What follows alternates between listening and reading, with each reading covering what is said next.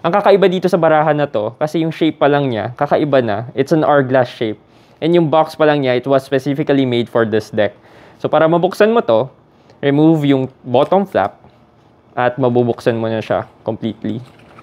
Now, for the box, ito siya. Wala siyang glue. It's pure fold-over box siya. Ang galing. For the cards naman, all cards are 100% custom artwork. So, ito yung Ace of Spades. Etong nakikita nyo, yan yung mga numbered cards na may custom artwork rin sa loob. And for the court cards naman, syempre, maganda rin yung artwork na 100% custom artwork rin. Some of the other cards that you could see dito sa likod, meron siyang 3 extra cards. Maganda yung artwork rin.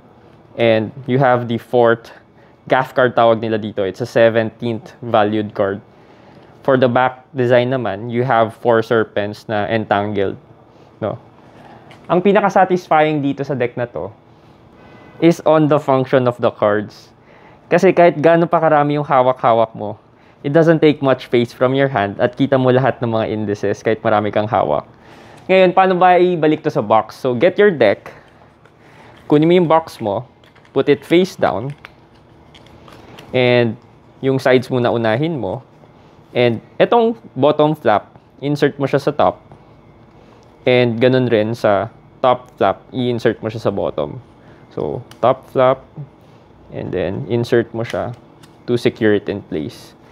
This deck is called 17 Kingdom by Stockholm 17, the avant-garde edition, no?